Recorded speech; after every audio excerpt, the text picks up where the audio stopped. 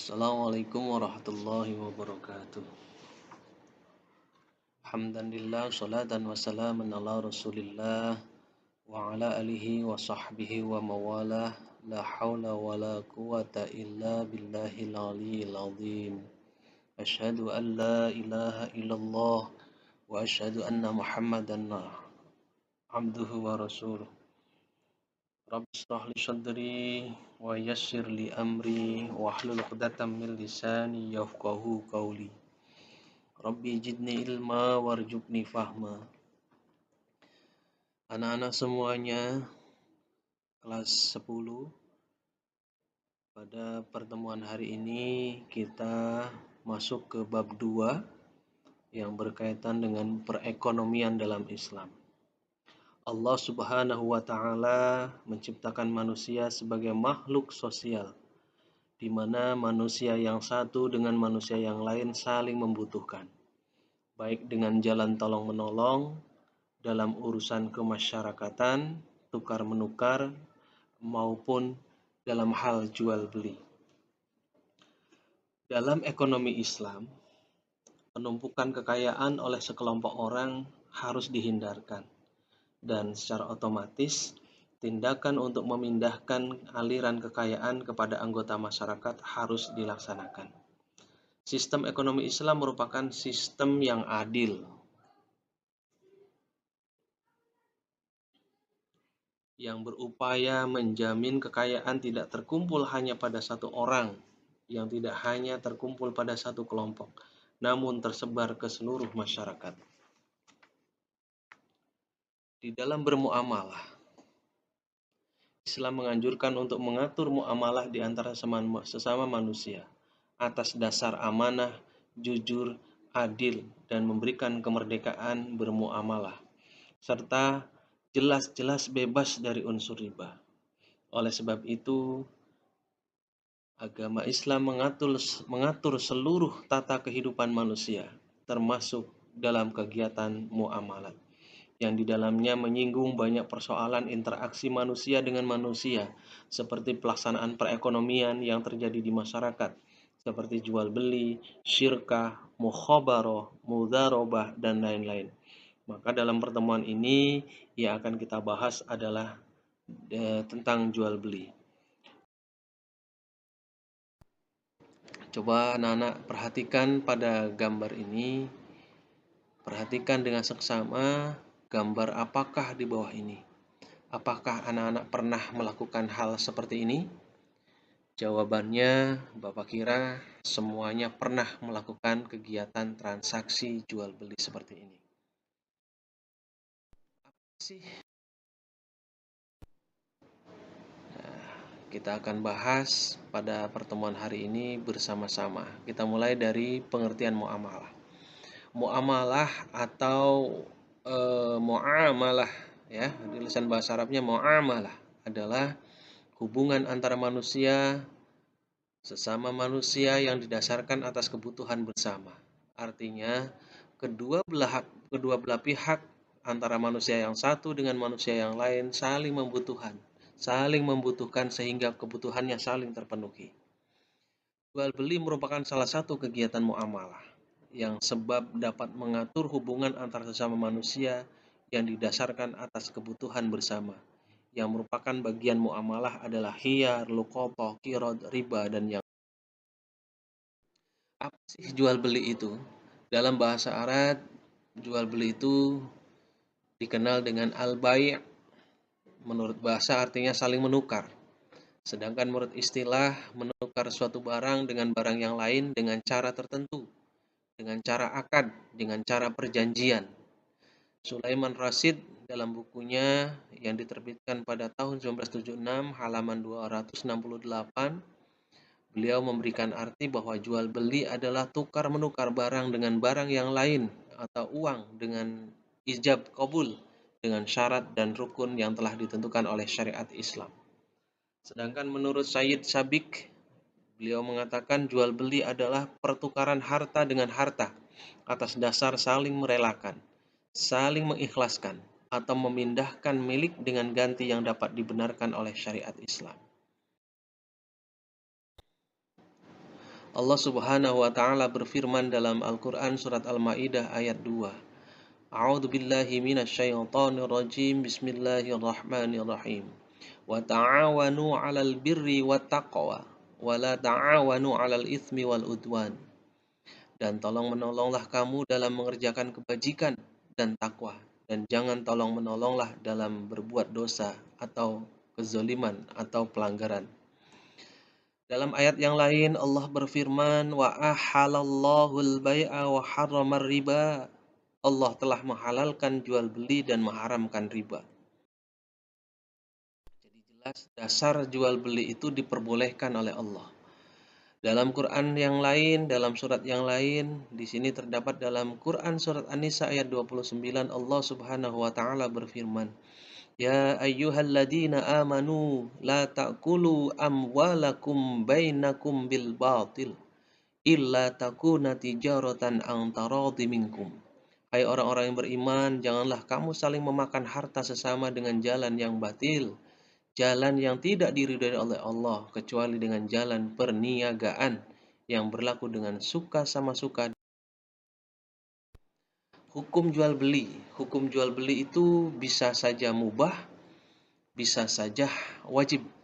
Mubah jual beli artinya orang yang Islam diperbolehkan untuk mencari kebutuhan sehari-hari dengan cara jual beli yang halal, sebagaimana firman Allah dalam Quran Al-Baqarah 275 di atas. Sedangkan hukum jual beli yang kedua adalah wajib, artinya jual beli menjadi wajib karena ada sebab lain, seperti apabila kebutuhan pokok manusia tidak terpenuhi kecuali dengan jalan jual beli, maka jual beli itu hukumnya wajib. Ma la yatimul wajiba illa bihi fahuwa wajibun. Yang wajib tidak sempurna kecuali dengan adanya sesuatu yang lain, maka sesuatu itu menjadi wajib pula adanya. Hukum jual beli juga bisa terjadi sunnah apabila jual beli kepada sahabat atau famili yang dikasihi dan kepada orang yang sangat memerlukan barang itu. Dan jual beli juga bisa hukumnya haram apabila barang yang dijual belikan itu barang yang tidak dibenarkan oleh syariat Islam atau cara yang digunakan tidak sesuai dengan syariat Islam, seperti menipu, dusta, curang, riba, dan sejenisnya. Pokoknya hal-hal yang berbau kezaliman itu yang dilarang. Kemudian barang yang dijual belikan juga tidak termasuk dalam kategori yang dibenarkan oleh Islam, seperti jual beli arak, jual beli narkotika, bangkai, lemak bangkai, babi berhala, dan jual beli yang mengandung unsur-unsur kezaliman, unsur-unsur riba, dan yang lainnya. Itu yang tidak diperbolehkan. Hal ini sesuai dengan hadis Nabi an Abi Hurairah naha Nabi sallallahu alaihi wasallam am bai'il gharar. Dari Abu Hurairah, Nabi sallallahu alaihi wasallam melarang memperjualbelikan barang yang mengandung tipu. Syarat jual beli yang pertama adalah adanya penjual. Penjual itu sudah harus dewasa atau balik. Kemudian kategori yang kedua, penjualnya harus berakal sehat, gitu ya. Kemudian yang ketiga, penjualnya tidak mubazir, tidak melakukan pemborosan. Hal ini juga sesuai dengan firman Allah, innal mubadzirina kanu ikhwana syayatin wa kana syaitanu lirabbih kafura. Kemudian syarat yang keempat adalah barang tersebut yang diperjualbelikan harus atas kehendak sendiri, tidak ada paksaan. Namal bai'a an taradin. Sesungguhnya jual beli itu sah jika dari pihak manapun. Syarat sah barang yang dijual belikan. Yang pertama, barangnya suci. Kemudian barangnya bermanfaat. Yang ketiga, barangnya itu milik sendiri, bukan milik bersama.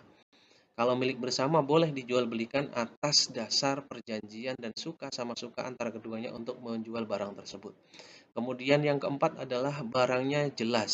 Ini sesuai dengan sabda Rasul an Abi Hurairah radhiyallahu qala nahan Nabiy sallallahu alaihi wasallam am bai'il hasahi wa am bai'il gharar, yang menjadi dasar.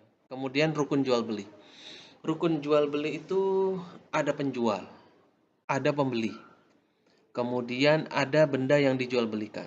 Ada alat pembayaran dan ada ijab kabulnya. Kata-kata penyerah kurang syarat rukunnya, ada juga yang sah tetapi terlarang. Bentuk jual beli yang dilarang. Yang pertama, jual beli yang terlarang karena kurang syarat dan rukunnya.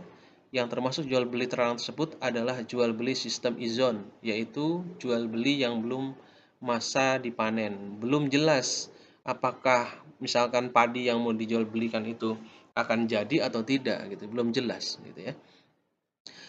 An ibnu Umar nahan Nabi sallallahu alaihi wasallam an bai'at thimari hatta yabdua salahuha.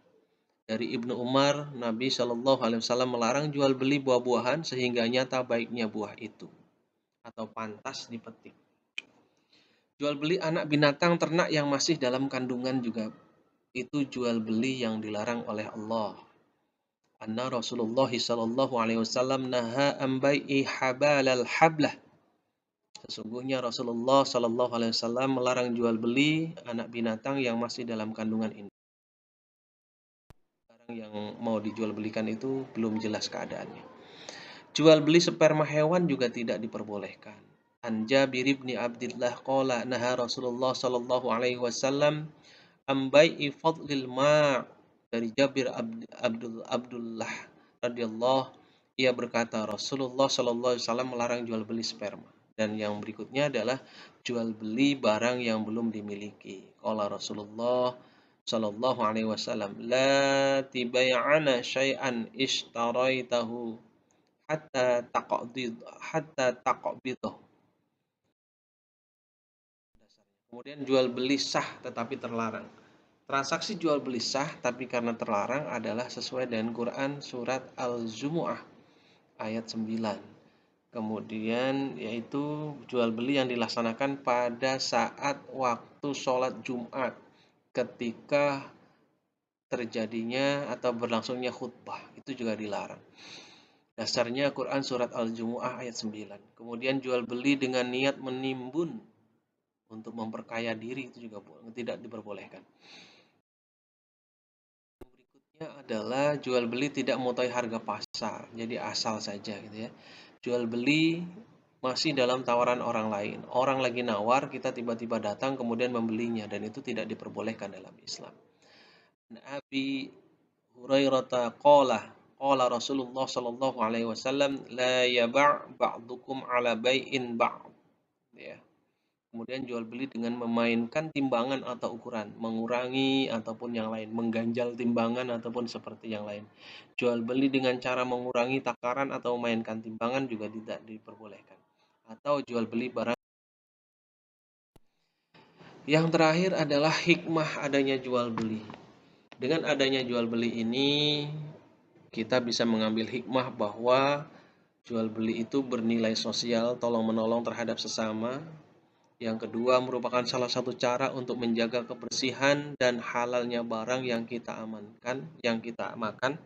Kemudian jual beli merupakan cara memberantas kemalasan, pengangguran dan rangkaian yang lain.